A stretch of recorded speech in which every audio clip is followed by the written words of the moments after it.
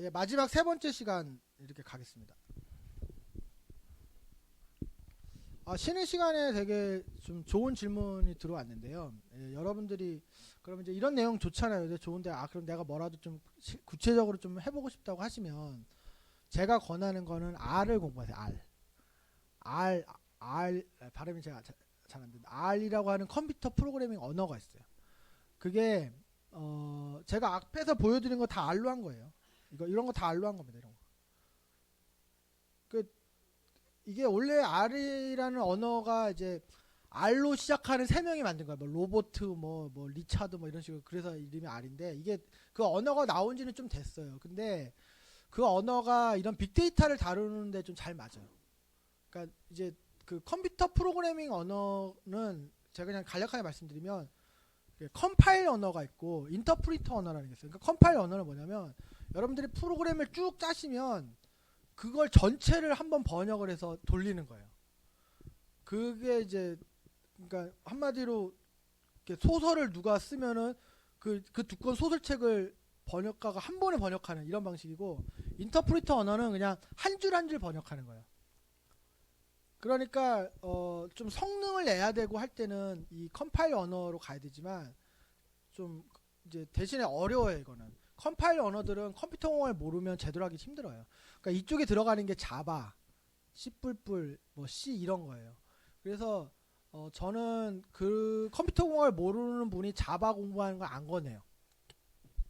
자바가 제대로 하시려면 컴퓨터학원 아침부터 저녁까지 하는 종일반을 6개월 동안 열심히 다니셔야 돼요. 거기서 내주는 숙제 주말에 이렇게 6개월을 하셔야 뭐가 좀 혼자 할 수 있는 수준이 돼요. 그러니까 많은 분들이 하다가 이제 좌절하는데, 인터프린터 언어에는 대표적인 게 R이 있는 거야. R은 그냥 이렇게 한 줄 치면 그 한 줄이면 나름 뭘 해요. 두 줄 치면 뭘 하고. 그다음 이 R은 독학이 돼요. R은 컴퓨터 공학을 몰라도 할 수 있어요. 어떤 의미에서 컴퓨터 공학을 잘한다고 특별히 도움되지도 않아. 예, 더 유리하지도 않아. 그리고 R을 하시고 그게 익숙해지면 그 다음에 파이썬이라는 언어를 권해요. 파이썬도 인터프리터 언어인데 얘는 인터프리터 언어인 것 치고는 강력해요. 그리고 얘를 권하는 이유가 파이썬을 가지고 구글이 만든 텐서플로우라고 하는 라이브러리를 가져다 쓰시면 딥러닝을 할 수가 있어요. 그러니까 딥러닝이 뭐 이렇게 대단한 게 아니에요. 그러니까 이제 흐름이 그렇게 됩니다. 그래서 일단 R부터, 그래서 제가 권하는 거는 뭐 무턱대고 학원 끊고 이렇게 하지 마시고 그냥 이제 교보문고라든지 영풍문고라든지 이렇게 오프라인 서점에 가서, 그러면 R이 이렇게 모여있는 코너가 있어요. 그럼 거기 있는 책을 이렇게 보시고 자기한테 맞는 책을 그냥 한 2만원 3만원 할 땐 그거 사가지고 그거 집에 있는 컴퓨터 할 수 있어요. 그걸로 거기서 하란 대로 하면은 R 프로그램도 깔고 하란 대로 하면 예제도 실행시키고 이렇게 되는 거거든요. 그거를 하면 기본은 독학이 되고, 이제 좀 깊이 있게 알고 싶으면 뭐 필요하다면 학원을 다닐 수도 있고 하겠지만 그건 다음 얘기예요. 그리고 파이썬도 마찬가지로 그런 식으로 할 수가 있고, 그걸 권합니다. 제가 지금 우리 지금 2학기 때 강의에서 R하고 파이썬을 가르치고 있어요, 학생들한테. 자, 마지막은 이게 10페이지밖에 안 돼요. 그래서 뭐 좀 부담 없으실 것 같은데, 사실은 이 얘기를 하려고 앞에 얘기를 장황하게 했다고도 볼 수 있습니다. 스포츠 빅데이터를 활용하는 방법이 크게 세 가지가 있습니다. 세 가지. 레벨 1이 뭐냐면 그 빅데이터를 시각화하는 거예요. 그러니까 뭐 이런 거. 빅데이터를 끌어와서 그래프를 그리거나 뭐 이런 거. 그러면 이제 이걸 왜 하냐면은, 시각화의 의미는 빅데이터를 가지고 이런 대중한테 주면은 뭐 어쩌자는 거야 이렇게 되니까 시각화를 해서 주는 거예요. 그러면 이 사람들이 뭔가를 느껴요. 뭐 이게 의미하는 게 뭐예요? 스포츠가 많이 언급된다는 얘기잖아. 이런 식의. 근데 빅데이터를 시각화하는 쪽으로 쓰는 거는 레벨 1이에요. 이거는 이제 유치원 수준. 그러니까 이거는 이제 그림이 의미하는 게 뭐냐면, 비행기가 있잖아요. 비행기를 어디 산속에 묻어놓고 이제 카페로 쓰는 거예요.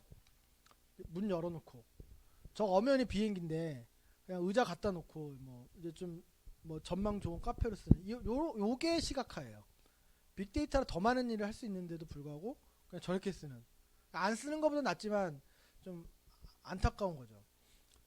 레벨 2가 뭐냐면 결국에는 전문가 사람이잖아요. 사람이 뭔가를 결정하고 판단하는데 그 사람이 그 판단을 잘 할 수 있도록 도와주는 형태로 빅데이터가 쓰이는 거. 이게 레벨 2예요. 자, 그게 아까 보여드린 이런 거죠. 이 스포츠 관련해서 연관 분석을 했잖아요. 그러니까 어떤 단어랑 어떤 단어가 뭐 관련이 있고 관련도가 몇 퍼센트고 막 이런 거 보여줬죠. 그럼 이거 가지고 그 분야의 전문가가 이렇다 저렇다라고 의견을 내는 거예요. 그러니까 이게 레벨 2입니다. 그러니까 결국은 전문가가 의견을 내는 거예요. 전문가가 분석하는 거고. 다만 그 사람이 그걸 잘할 수 있도록 좀 데이터를 정리해서 그 전문가한테 준다든지. 요거는 비유를 하자면 비행기를 버스로 쓰는 거예요. 비행기 그 바퀴는 달려 있잖아요. 그러니까 뭐 이렇게 활주로를 승객 태웠다가 여기서 저기까지 막 달려서 내리고 이제 비행기니까 사람 많이 태울 수 있죠. 그렇게 쓰는 거예요. 그러니까 1단계보다는 나은데 좀 아깝게 쓰는 걸 맞죠.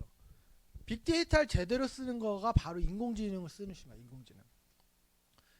인공지능의 한 분야가 기계학습이죠. 보통은 기계학습을 말해요. 그러니까 이 빅데이터를 이렇게 쓰셔야 비행기가 이륙을 해서 뭐 한국에서 LA까지 날아가고 하는 거예요. 그러니까 이런 수준으로 써야 진짜 쓰는 거예요, 빅데이터를. 앞에 두 개, 밑에 두 개는 사실 기존 방식하고 그렇게 많이 차이 나지 않습니다. 왜냐면 기존에도 데이터를 다뤄왔고 기존에도 통계 처리를 했잖아요. 레벨 3 정도는 돼야 이제 진짜 빅데이터를 쓰는 거예요. 근데 레벨 3가 되려면 인식의 전환이 있어야 됩니다. 그게 뭐냐면 인간의 판단력에 대한 맹신을 버리고 인간의 판단력은 잠깐 내려놓고 데이터가 알려주는 진실과 마주해야 돼요. 그게 싫으면은 1, 2단계에서 놀 수밖에 없는 거예요. 근데 그걸 할 수 있어야지만 3단계가 갑니다. 그걸 좀 자세히 설명드릴게요. 1단계는 이런 거죠. 이거 여러분들 어디 가서 빅데이터라고 하면 이거 무조건 봅니다. 이게 사실 R로 3줄이면 만들 수 있는 거예요. 지금 제가 학생들한테도 뭐 해봐라 그러면 그날 하는 거예요. 사실 아무것도 아니에요.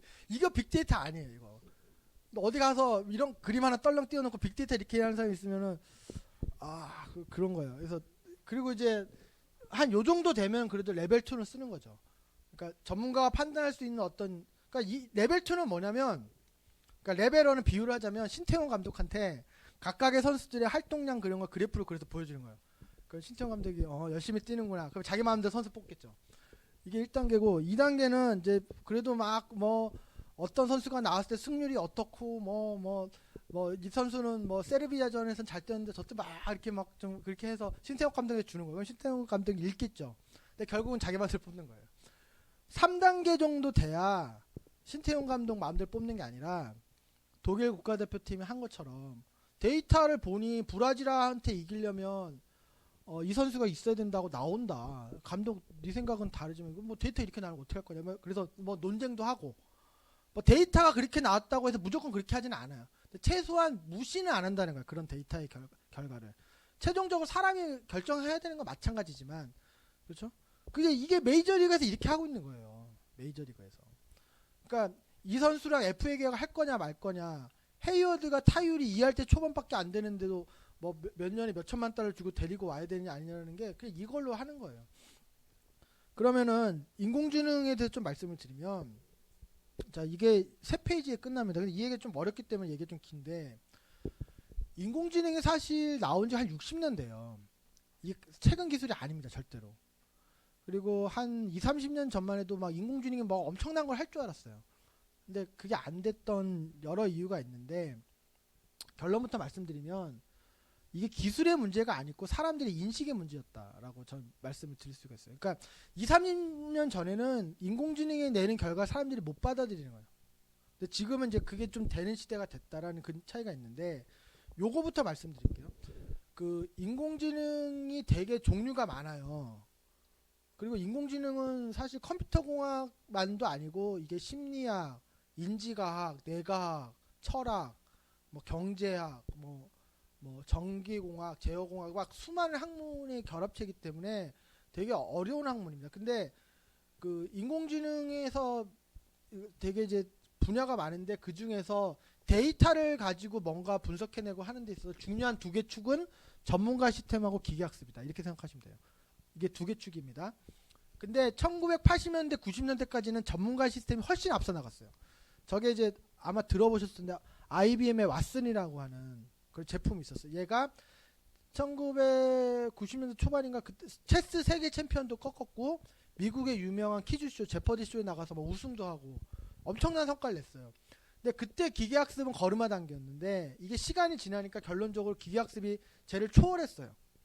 근데 이게 어떤 일이 있었는지를 좀 말씀을 드리면 전문가 시스템이나 기계학습이나 둘 다 인공지능 분야에서는 에이전트라고 부릅니다. 그게 결국 컴퓨터겠지만 이 에이전트를 훈련시키는 거예요.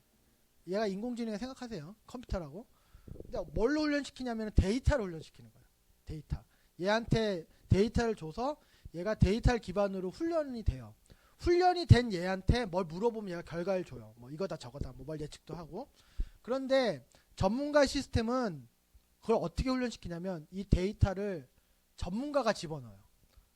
그 전문가라 하면 의사, 변호사, 여기 계시는 분들. 그런데 기계학습은 뭐냐면 그런 데이터를 그냥 다 넣어버리는 거예요.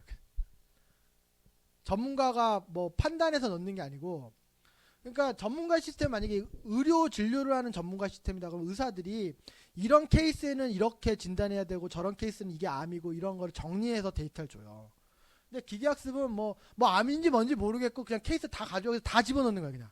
그러니까 처음에는 전문가 시스템이 훨씬 성능이 좋고 기계학습은 막 엉망의 성과를 내는데 시간이 지나니까 기계학습이 초월하는 거예요. 근데 왜 이런 일이 생기는지 이제 제가 생각하기에는 이런 것 같아요. 지식은 크게 암묵지와 형식지로 나눌 수 있죠. 그러니까 이게 명확하게 표현할 수 있는 형식지, 글로 적을 수 있는.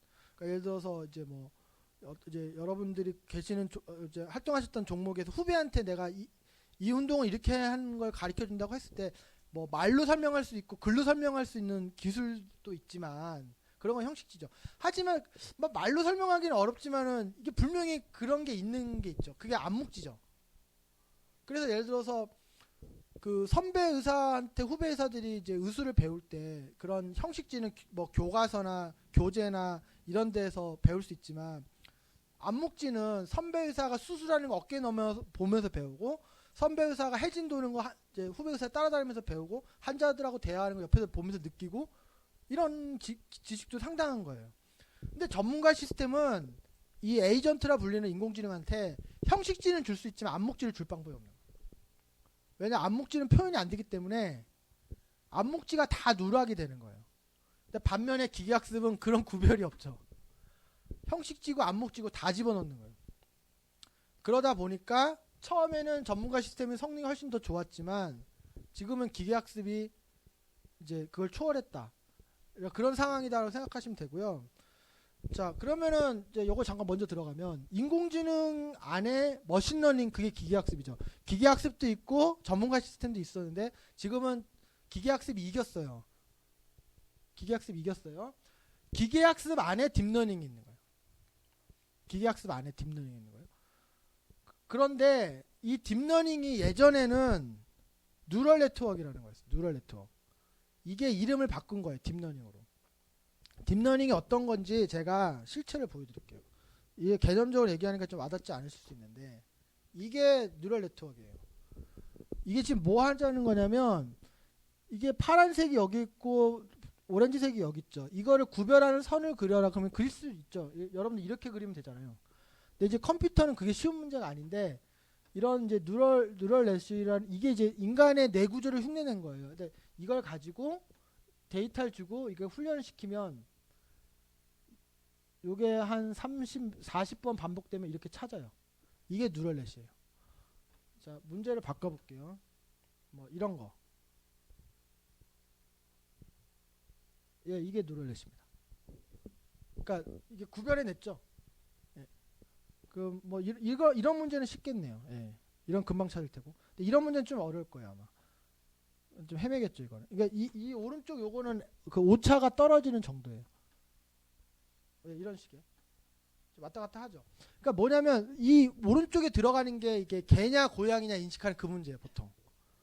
그러니까 이게 그냥 대충 흐름만 보세요. 그러니까 이렇게 생긴 게 뉴럴 네트워크예요. 그러니까 이걸 가지고 뭐 뭔가를 인식하거나 계산하거나 이런 데 쓰는 건데 교재로 들어가면 이게 이제 그래도 90년대는 이런저런 성과를 냈는데 2000년에 접어들면서 뉴럴넷이 성능이 답보 상태가 됐어요. 그래서 어떤 일이 있었냐면 학회에 이제 어떤 아티클을 실을 때 뉴럴 네트워크라는 단어가 있었으면 자동 리짓 됐어요. 그러니까 이 분야가 발전이 없으니까 이런 단어가 있으면 그냥 읽지도 않고 그 논문은 버려졌어요. 그게 2000년대 초반이에요. 그러니까 제가 그때 이걸 가지고 핵융합 제어하는 하기를 했는데 그래서 컴퓨터 공학한 애들이 이걸 다 버렸어. 이거를. 이게 성능이 안 나오니까. 그래서 뭐 이거 하던 애들도 있고 딴 거 하는 애들도 있고 이렇게 됐는데 이걸 누가 붙들고 늘어졌냐면 핵물리학자들이 붙들고 늘어졌어요.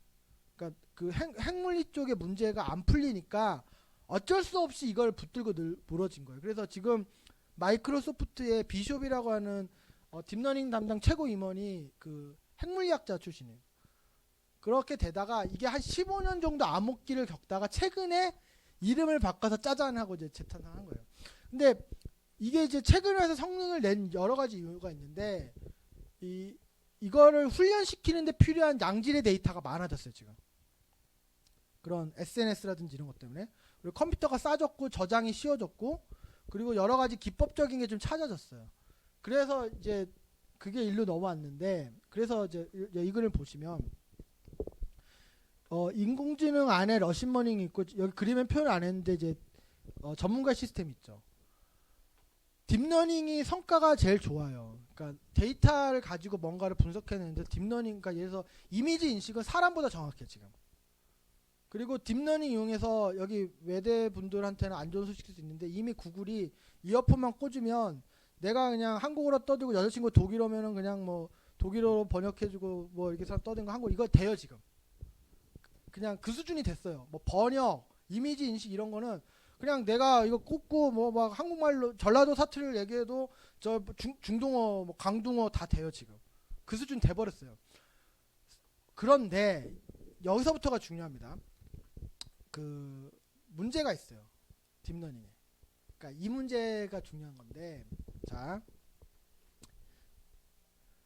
그 전문가 시스템보다 기계학습이 더 성능은 좋은데 무슨 문제가 있냐면 전문가 시스템으로 결과를 내면 왜 그런 결과를 내는지 설명이 좀 돼요. 그러니까 예를 들어서 전문가 시스템이 당신이 암입니다 이렇게 딱 결과를 죄송합니다. 아메리카는 내가 왜 암이요 하고 물어보면 전문가 시스템은 이만저만 하고 이만저만 해서 당신이 암인 것 같습니다 이렇게 얘기를 해요. 근데 기계학습은 나 그건 모르겠고 암이야 이렇게 얘기해요. 그러니까 수많은 데이터를 가지고 돌려보니까 암일 확률이 98.9%야. 뭐 너 1% 믿고 싶으면 그러던지 뭐 이렇게 얘기하는 거예요. 그러니까 그래도 그나마 기계학습, 그러니까 머신러닝 그게 기계학습 같은 말이죠. 딥러닝이 아닌 나머지 머신러닝은 그래도 약간은 해석이 돼요. 그러니까 왜냐하면 인간이 모델을 만들고 시작하는 시기이기 때문에 전문가 시스템만큼 완전히 납득되진 않지만 그래도 좀 이래서 저런 결과를 내는가 보다 하고 좀 납득이 좀 돼요. 근데 딥러닝으로 들어가면 아예 납득이 안 돼요. 아예. 그러니까 아까 보여드린 것처럼 아까 잠깐 막 돌려본 거 있잖아요. 그러니까 왜 저런 결과가 나오는지 해석이 불가해요. 딥러닝으로 들어가면. 그러니까 알파고가 딥러닝이잖아요. 알파고가 바둑을 놓잖아요. 너 왜 지금 여기다 놓고 있니? 그 알파가 뭐라고 하냐면 지난 4천만 개의 대국을 가지고 내가 딥러닝을 해보니까 여기다 놓는 게 내가 이길 확률이 97%다. 그래서 놓는다. 이렇게 얘기해요. 뭐 어쩌라고 이렇게 된 거예요. 그러니까 그런 문제가 그러니까 딥러닝이 아닌 기계학습은 그래도 조금 해석은 돼요. 근데 해석이 용이하진 않지만 근데 딥러닝이 들어가면 해석이 아예 안 돼요. 근데 이게 무슨 얘기가 되냐면 해석이 필요한 영역은 딥러닝이 못 들어가고 있어요. 지금. 해석을 안 해줘도 되는 영역은 딥러닝이 들어왔다는 얘기예요. 이미지 인식. 여러분 제가 이제 개랑 고양이 사진을 드릴 테니까 개 어떤 경우에 개고 어떤 경우에 고양인지 정확하게 설명하실 수 있으면 제가 100만 원 드릴 수 있어요. 못합니다. 그냥 보면 개니까 개고 고양이가 고양이에요. 그러니까 뭐 얼굴이 동그라면 개고 아니죠. 그것도 개도 고양이도 동그랗잖아요. 눈 2개면 개고 아니죠. 뭐 그냥 보니까 개인 거예요. 그러니까 이미지 인식은 어차피 설명이 안 돼요. 그러니까 뭐 무슨 설현 사진을 보면서 얘가 왜 설현인지 설명해 보죠. 뭐 설현인 거죠. 그러니까 이미지 인식은 설명이 어차피 안 되는 영역이기 때문에 딥러닝이 들어가도 저항이 없어요. 그리고 번역 같은 경우에도 기존 방식은 문법이나 사전이나 이런 거 매칭해서 번역했는데 딥러닝이 번역하는 어떤 식이냐면 이런 거예요. 그러니까 한국 사람이 이런 문장을 내뱉을 때 일본어로 이렇게 얘기하더라. 그 수많은 케이스를 긁어와서 이게 왜 저렇게 해석되는지 난 모르겠고 이런 문장이 저렇게 해석될 확률이 제일 높으니까 그거다 이렇게 던지는 거예요. 그러니까 막 문법을 따지는 게 아닌데 근데 그게 더 정확해. 그러니까 기존 번역기처럼 막 문법을 따지고 뭐 주어 동사 목적어니까 영어는 뭐 동사 어쩌고 이렇게 하는 것보다 그냥 그 딥러닝이 구글에 쌓이는 데이터를 봤더니 뭐 한국 사람들이 뭐 아침 먹었어 그러는데 뭐 미국 애들 하와이유 그러면 아침 먹어서 하와이유인 거예요. 그러니까 뭐 저는 상관도 없는 얘기지만 그 맥락에서 그냥 그렇게 해도 틀린 말은 아닌 거죠. 그러니까 그런 영역은 왜 그러냐고 안 물어보잖아요. 그러니까 딥러닝이 들어간 거야. 무슨 얘기냐면 자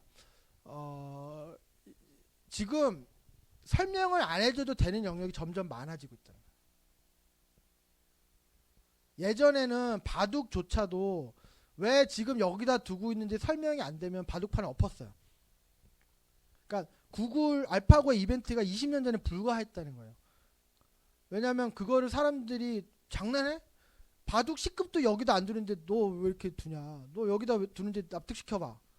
구글이 납득 못하니까 야 장난하지 마 집에 가 이렇게 되는 거예요. 근데 지금 사람의 생각이 좀 많이 바뀌었기 때문에 이해는 안 되지만 그래 끝까지 한번 참고 보자. 그래서 그 기억나시죠?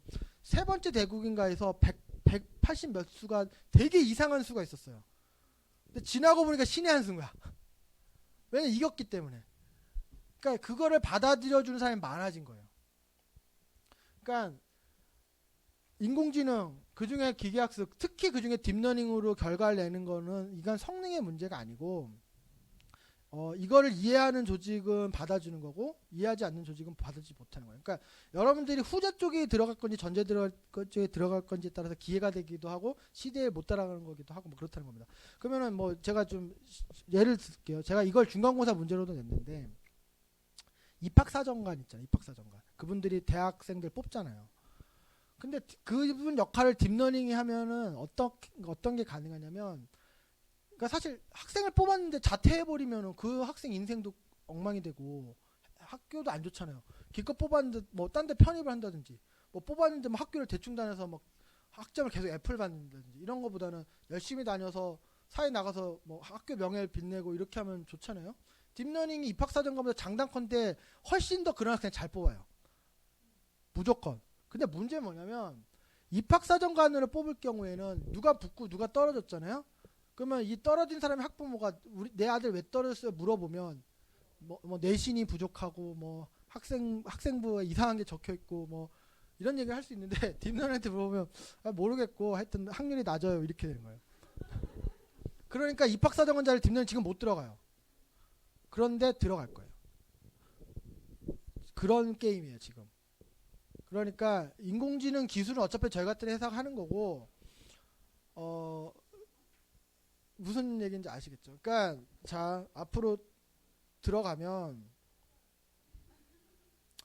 인공지능을 활용한다는 그런 문제라는 거예요. 그러니까 실제로 많은 테스트에서 사람이 결과를 내는 것보다 정확하다는 걸 이미 많이 나오고 있습니다. 그런데 그런 설득 납득의 문제에서 그러니까 많은 조직 문화가 설득을 필요로 해요. 그러니까 예를 들어서 뭐 팀장한테 결제를 받아야 되고 임원이 동의를 해줘야 되고 이런 조직 문화에서는 레벨 3이 안 되는 거죠. 근데 그 메이저리그 팀은 그런 문화가 아닌 거예요. 그래 한번 해봐. 결과가 나오면 오케이. 이런 문화인 조직인 데서는 레벨 3이 가능한 거고 누가 누구를 설득시켜야 되고 왜 이렇게 하는지 납득시켜야 되고 뭐 보고서를 써야 되는 문화에서는 레벨 2까지밖에 안 되는 겁니다. 그러니까 거기서 승패가 나는 거예요. 거기서. 자 그래서 이게 마지막 페이지가 되는데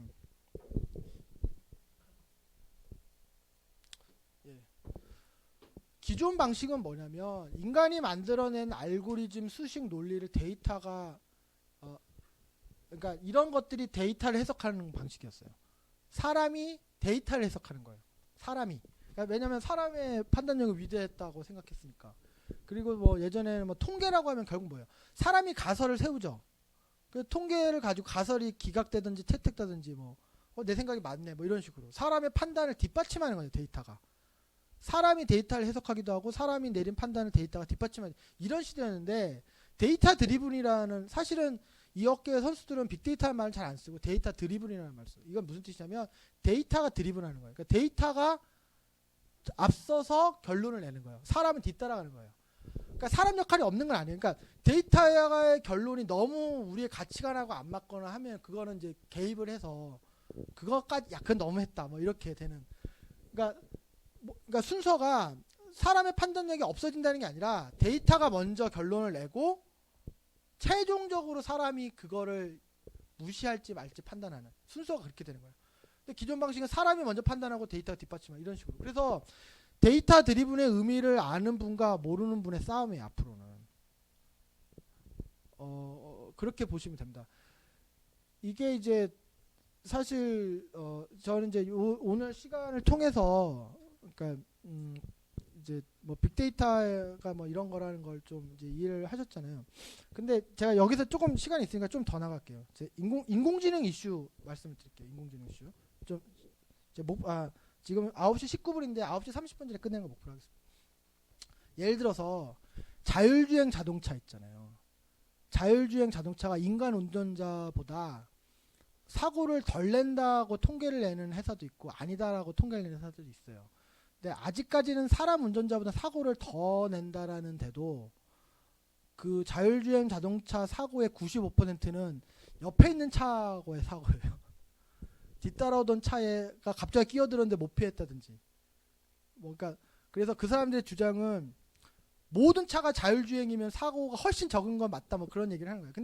근데 뭐 그런 거 다 따지더라도 지금 무슨 상황에 걸려 있냐면 사람 운전자보다 자율주행 자동차가 어쨌든 간에 졸음운전도 안 하고 음주운전도 안 하잖아요. 그러니까 사고는 어쨌든 더 훨씬 적을 수가 있어요. 그런데 무슨 문제가 있냐면 여러분들 그 만약에 이제 그 밤에 이렇게 횡단보도를 건너는데 인간 운전자한테 치여서 죽으면 운명이다 이렇게 생각하죠. 자율주행 차에 치여서 죽으면 운명이다라고 생각할 사람이 있을까요? 없죠. 그 문제에 걸려 있는 거예요. 기술 문제가 아니에요. 그러니까 법적인 문제라든지 윤리적인 문제라든지 이제 그런 문제예요. 인공지능 이슈라는 게. 근데 사실 이 문제가 결국은 해결은 됩니다. 언제 해결되냐면 세대가 갈릴 때. 그러니까 우리가 교통사고로 연간 4,000명씩 돌아가시거든요. 우리나라가 4,500명이 돌아가시는데 자동차가 처음 100년 전에 나올 때는 사람들이 교통사고 사망을 납득을 못했기 때문에 엄청난 저항이 있었는데 세대가 한 번, 두 번 바뀌면서 연간 4,500명씩 죽고 있는데 받아들이고 있잖아요. 지금 그걸 받아들이는 대가로 뭐 많은 걸 누리는 거죠. 그러니까 지금 우리 상식에는 자율주행 차에 뭐 그게 기존 사고보다 사고율이 10분의 1이라도 사람한테 치여 죽인 건 운명이지만 자율주행 차에 치여서 죽는 거는 좀 받아들이기 어렵잖아요, 지금. 그러니까 우리 세대는 좀 어려운 거죠. 근데 다음 세대는 받아들이겠죠. 그리고 이게 또 어떤 문제가 있냐면 자율주행 차를 만드는 입장에서도 이런 문제도 있어요. 자율주행 차가 쭉 가요. 중앙선 저쪽에서 갑자기 차가 뭐 술에 취했는지 졸음운전하는지 중앙선 침범을 해. 그러면 이 자율주행 차가 선택을 해야 돼요. 뭐냐면 그 차를 하고 충돌 안 하기 위해서 급정거를 하면 그 차하고는 충돌 안 하는데 제 없는 뒷차랑 충돌해요. 또는 옆으로 확 빠지면 옆에 있는 차랑 충돌해요. 그래서 근데 그 차가 잘못했으니까 그냥 박아버리면 그 차는 죽어요. 무슨 문제죠? 가치 판단의 문제죠. 자, 이 문제에 대해서 이런 케이스에서 차를 급정거려야 되는지 그냥 직진해야 되는지 옆으로 빠져야 되는지 여기 계신 분들한테 질문을 하면 의견 일치가 절대로 안 돼요. 가치 판단은 우리도 의견 일치가 안 돼요. 그러니까 인공지능은 만약에 우리가 그런 경우에 사망자가 덜 나오는 방향으로 해라. 뭐 아직 죄가 없는 사람 피해를 없는 방향 해라. 뭐가 됐든 방향을 주면 그렇게 해요, 걔는. 근데 문제는 뭐냐면 우리도 가치 판단이 통일이 안 되기 때문에 어떤 제조사는 사망자가 적은 쪽으로 프로그래밍을 할 거고 도요다는 죄 없는 사람이 없는 쪽으로 하는 게 자기들 송사에 더 걸리는 생각하고 이런 문제가 생기는 거예요. 그러니까 그게 챌린지인 거예요. 기술이 아니에요, 기술이. 그래서 그러니까 인공지능은 기술의 문제는 아니에요. 이건 나온 지 60년 된 기술이기 때문에 우리가 어떻게 받아들여야 되냐. 이거의 뭐 윤리적인 판단이라든지 뭐 그런 저런 막 그런 부분들. 그래서 이게 이제 많은 사람들이 그런 얘기를 합니다. 인공지능은 사람을 지배하는 시대가 오니 많이 그러는데 그건 질문이 잘못된 거고, 정확한 건 인공지능을 이해한 사람들이 이해하지 못한 사람을 지배하는 시대가 돼요. 그러니까 인공지능은 아무 생각이 없어요. 인공지능. 그러니까 이거를 이해하고 좋든 싫든 그렇게 가기 때문에, 예, 그렇게 가기 때문에. 그래서 뭐 빅데이터 얘기하다가 갑자기 인공지능 얘기 나와서 난도 없게 생각되시겠지만 이게 사실상 한 몸입니다. 한 몸. 그리고 그런 문제 때문에 걸려 있는 거예요. 그러니까 이게 제대로 활용이 안 된다면, 그러면 뒤집어서 얘기하면 그 문제를 먼저 해결한 조직은 먼저 쓰는 거고, 아까 야구 사례 얘기할 때 수비 시프트 얘기했잖아요. 그러니까 정상 수비를 했으면 아웃 될 게 수비 시프트를 했더니 안타가 되니까 투수들이 반발했는데 그거를 납득시킨 피츠버그는 해낸 거고, 그걸 납득 못 시켜. 왜 걔는 어떻게 납득시켰냐면, 봐라, 너 물론 이게 정상 수비였으면 아웃이었지만 저 뭐 3회 초에 저 케이스는 정상 수비였으면은 안타인데 그때 수비 시프트를 해서 아웃 잡았고 그런 게 더 많지 않느냐. 그렇게 막 설득을 한 거죠.